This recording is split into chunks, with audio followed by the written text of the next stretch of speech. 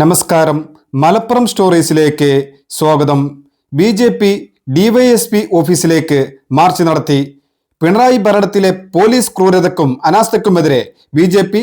Malappuram central ജില്ലാ committee രാവിലെ Malappuram DYSP ഓഫീസിലേക്ക് പ്രതിഷേധ മാർച്ച് നടത്തി. ബി.ജെ.പി. സംസ്ഥാന വ്യാപകമായി ഡിവൈഎസ്പി ഓഫീസുകളിലേക്ക് നടത്തുന്ന പ്രതിഷേധത്തിന്റെ ഭാഗമായാണ് മാർച്ച് നടത്തിയത്. സിവിൽ സ്റ്റേഷന് മുമ്പിൽ നിന്ന് ആരംഭിച്ച മാർച്ച് ഒ.ബി.സി. മോർച്ച സംസ്ഥാന പ്രസിഡന്റ് എം പ്രേമൻ ഉദ്ഘാടനം ചെയ്തു. ഇന്ന് മലപ്പുറം ഡിവൈഎസ്പി ഓഫീസിലേക്ക് ബി.ജെ.പി. നടത്തിയ പ്രതിഷേധ മാർച്ചിലെ പ്രധാന ഭാഗങ്ങളും പ്രസംഗങ്ങളും മലപ്പുറം സ്റ്റോറീസിലൂടെ കാണാം. എല്ലാവർക്കും നന്ദി, നമസ്കാരം.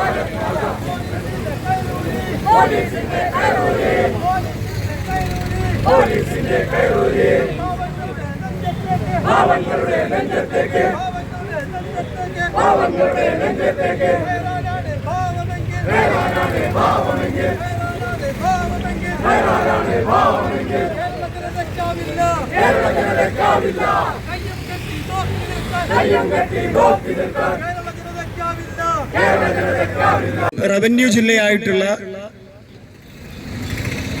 റവന്യൂ ജില്ലയിൽ തന്നെ 3 ഡിവൈഎസ്പി ഓഫീസിലേക്ക് ഭാരതീയ ജനതാ പാർട്ടിയുടെ പ്രവർത്തകന്മാരുടെ മാർച്ച് നടക്കുന്നു. പ്രിയമുള്ളവരെ, ഇപ്പോൾ പോലീസ് ഗുണ്ടകൾക്കും കള്ളന്മാർക്കും തീവ്രവാദികൾക്കും കേരളത്തെ ഒറ്റുകൊടുക്കുന്ന ഒരു രീതിയിലാണ് പിണറായി വിജയന്റെ പോലീസ് സ്റ്റേഷനിൽ എത്തുന്ന ആളുകളോട് പെരുമാറുന്നത്.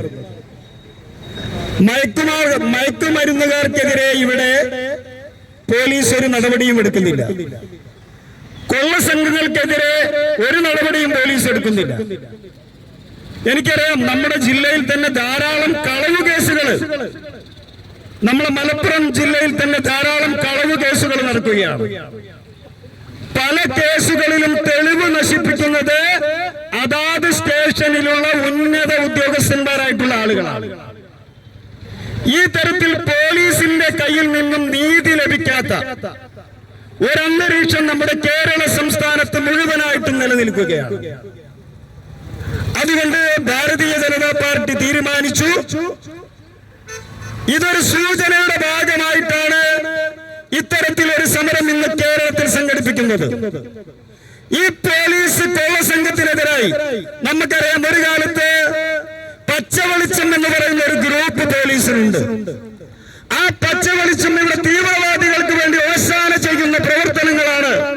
പാലക്കാട് പോലുള്ള കൊലപാതകങ്ങളിലൊക്കെ തന്നെ പോലീസ് ഒരു ഭാഗത്ത് ഇത്തരത്തിൽ പെരുമാറിയത് നമുക്കറിയാം.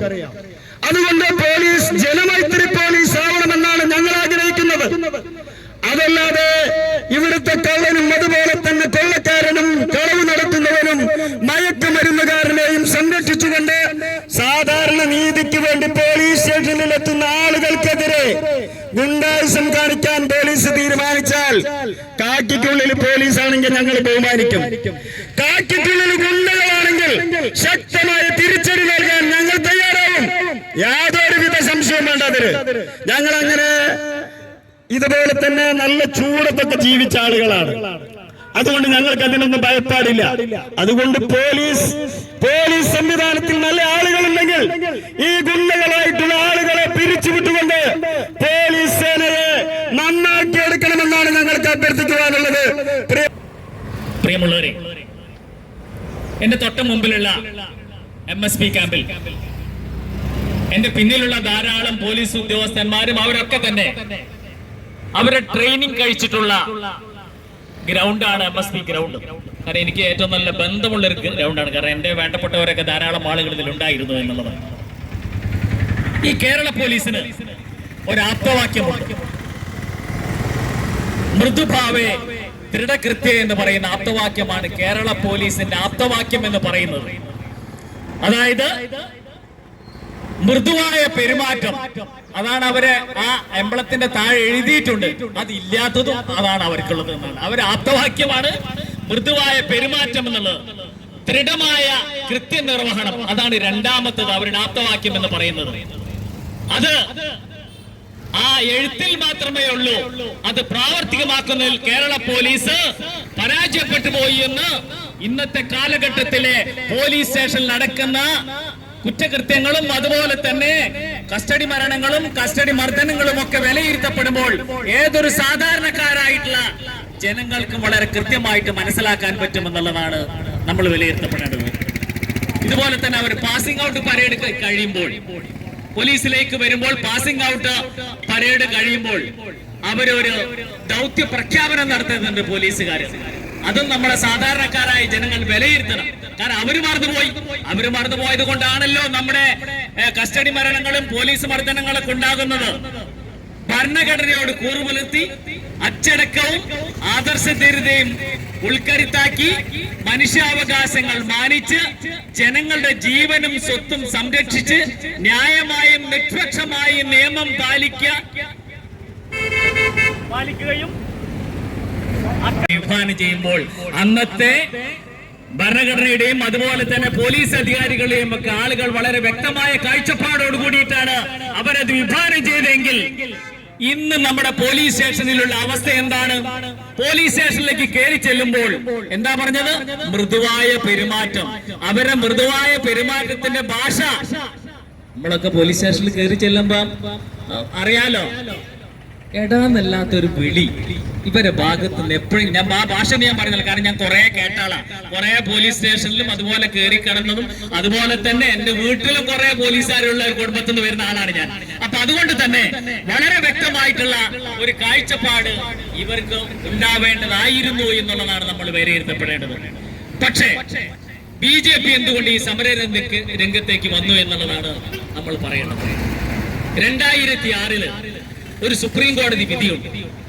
2006 അതായത് മനുഷ്യാവകാശങ്ങൾ ലംഘിക്കപ്പെടുകയാണെങ്കിൽ അതുപോലെ തന്നെ മനുഷ്യന്റെ സാധാരണക്കാരായ പൗരന്മാരുടെ ജീവനും സ്വത്തിനും സംരക്ഷണം നൽകുന്നതിന് വേണ്ടിയിട്ടുള്ള സംവിധാനം എല്ലാ സംസ്ഥാനങ്ങളിലും ഒരുക്കണമെന്ന് പറഞ്ഞുകൊണ്ട് ഒരു ഉത്തരവുണ്ടായിട്ടുണ്ട് നമ്മുടെ 2006. അതിന്റെ ഭാഗമായിക്കൊണ്ട് 2011 അന്നത്തെ മുഖ്യമന്ത്രിയായിരുന്ന അച്യുതാനന്ദന്റെ നേതൃത്വത്തിൽ സ്റ്റേറ്റ് സുരക്ഷാ കമ്മീഷൻ എന്ന് പറയപ്പെടുന്ന ഒരു കമ്മീഷൻ നിയമിക്കേണ്ടായി. എന്താ? പോലീസ് സംവിധാനത്തെ എത്രമാത്രം ജനകീയമാക്കാനും ജനങ്ങളോട് എങ്ങനെ പെരുമാറണമെന്നും അതായത് ക്രമസമാധാനം എങ്ങനെ നിലനിർത്തണമെന്ന് എന്നതിനെ കുറിച്ചുള്ള വളരെ വ്യക്തമായ കാഴ്ചപ്പാടോട് കൂടിയിട്ട് കൊണ്ടുവന്ന പോലീസ് ആക്ട് എന്ന് പറയപ്പെടുന്ന അതിലൂടെ 2011 അച്യുതാനന്ദൻ കൊണ്ടുവന്ന നിയമമാണ്. അതില് ആഭ്യന്തരമന്ത്രിയാണ് അധ്യക്ഷൻ, പോലീസ് DGP ആയിട്ടുള്ള പോലീസ് DGP ആണ് അതിന്റെ സെക്രട്ടറി, നിയമമന്ത്രി അതില് അംഗമാണ്, ഒരു റിട്ടയർഡ് ഹൈക്കോടതി ജഡ്ജി ഉണ്ടായിരിക്കണം, ഒരു 3 അംഗങ്ങൾ ഉണ്ടായിരിക്കണം. ഇവരൊക്കെ അടങ്ങുന്ന കമ്മിറ്റികൾ 3 മാസം കൂടുമ്പോൾ കൂടിക്കൊണ്ട് കേരളത്തിലെ ക്രമസമാധാന നില വിലയിരുത്തണം. ഇവിടുത്തെ സാധാരണക്കാരായ ജനങ്ങൾക്ക് എന്തെല്ലാം സംവിധാനങ്ങളാണ് പോലീസ് ഒരുക്കി കൊടുക്കുന്നത്, അല്ലാണ്ട് പോലീസ് എങ്ങനെ ജനങ്ങളെ ചവിട്ടിക്കൂട്ടാന്നല്ല അതിൽ പ്രതിപാദിക്കുന്നത്.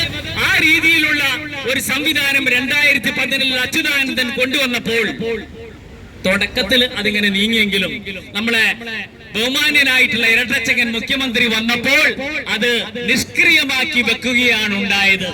ഇതുവരെ ഒരു മീറ്റിംഗ് വിളിക്കുകയോ അതുപോലെയുള്ള സംവിധാനങ്ങൾ ഹൈക്കോടതി ജഡ്ജിനെയോ അതുപോലെ തന്നെ നമ്മുടെ 3 അംഗങ്ങളെയോ ഇതുവരെ വെക്കാൻ ഈ പിണറായി വിജയന്റെ സർക്കാർ തയ്യാറായിട്ടില്ല. അതിന് കാരണം കുട്ടി സഖാക്കൾ പോലീസ് സ്റ്റേഷൻ ഭരിക്കാൻ അവർക്ക് അവസരം കൊടുക്കുന്നതിനുള്ള സംവിധാനമാണ് അവരൊരുക്കിക്കൊണ്ടിരിക്കുന്നത്. പോരാ, കൂടാതെ അതിലൊരു പ്രധാന വ്യക്തി കൂടിയുണ്ട് ആ കമ്മിറ്റിയിൽ. ആരാണെന്ന് അറിയണ്ടേ? പ്രതിപക്ഷ നേതാവ്. അതായത് ഇന്നത്തെ പ്രതിപക്ഷ നേതാവായിട്ടുള്ള വി.ഡി. സതീശൻ അടക്കം. വി.ഡി. സതീശൻ അതിലെ മെമ്പറാണ്. അതായത് സാധാരണക്കാരായ ജനങ്ങള് കസ്റ്റഡി മരണങ്ങളും അതുപോലെ തന്നെ നമ്മുടെ പോലീസ് സ്റ്റേഷനിലെ മർദ്ദനങ്ങളൊക്കെ ഉണ്ടായപ്പോൾ അതിനെതിരെ ശബ്ദിക്കാൻ ഇവിടെയുള്ള ഇടതുപക്ഷത്തിന്റെ വക്താക്കൾ തയ്യാറില്ല, കമ്മ്യൂണിസ്റ്റ് പാർട്ടിക്കാർ തയ്യാറില്ല. അതോടൊപ്പം തന്നെ പ്രതിപക്ഷം എന്ന് അവകാശപ്പെടുന്ന നാഴികയ്ക്ക് 40 വട്ടം പത്രസമ്മേളനം നടത്തിക്കൊണ്ട് ഇസ്തിരി ചുരുളാതെ, ഇസ്തിരി ഇട്ടത് മറയാതെ, അതിന് വടിവരാതെ അതിനെതിരെ ഈ സാധാരണ ജനങ്ങൾക്ക് വേണ്ടി പ്രതികരിക്കുന്നതിന് വേണ്ടിയിട്ടുള്ള ഒരു സംവിധാനവും ശബ്ദമുയർത്താനോ പ്രതിപക്ഷ നേതാവ് തയ്യാറാക്കാത്തതുകൊണ്ടാണ് കേരളത്തിലെ ഏറ്റവും വലിയ പ്രതിപക്ഷ കക്ഷിയായി വളർന്നുകൊണ്ടിരിക്കുന്ന ഭാരതീയ ജനതാ പാർട്ടിയുടെ പ്രവർത്തകർ ഈ സമരത്തിലേക്ക് വരേണ്ടത് എന്നുള്ള യാഥാർത്ഥ്യം സാധാരണക്കാരായ ജനങ്ങൾ വിലയിരുത്തണമെന്നാണ് ഞങ്ങൾക്ക് സൂചിപ്പിക്കാനുള്ളത്. ചാത്തമംഗലം REC എഞ്ചിനീയറിംഗ് കോളേജിൽ അവിടെ എഞ്ചിനീയറിംഗ് വിദ്യാർത്ഥിയായിരുന്ന രാജനെ ഉരുട്ടിക്കൊന്നുകൊണ്ട് എവിടുന്ന് കിട്ടിയതാണ് ഇങ്ങനെയുള്ള ഈ കിരാതമായ ഇവരുടെ മൃഗീയ പീഡന സംവിധാനങ്ങൾ? സംവിധാനത്തിൽ എവിടെയെങ്കിലും അത് സൂചിക്കപ്പെട്ടില്ലോ? പോലീസ് മാനുവലിൽ പറയുന്നുണ്ടോ? ഇല്ല എന്നാണ് ഞാൻ വിലയിരുത്തുന്നത്. അവര് നമ്മളോട് ഇത് കാര്യങ്ങൾ ദൃഷ്ടി എന്നുള്ള ഒരു സംവിധാനം നമ്മുടെ കേരള സർക്കാർ കൊണ്ടുവന്നിരുന്നു. അന്നത്തെ DGP ആയിരുന്ന ലോക്നാഥ് ബെഹ്റാജി അതിന്റെ ഒരു സംവിധാനം കൊണ്ടുവന്നിരുന്നു. എന്താണ് ഈ ദൃഷ്ടി എന്നുള്ള പദ്ധതി?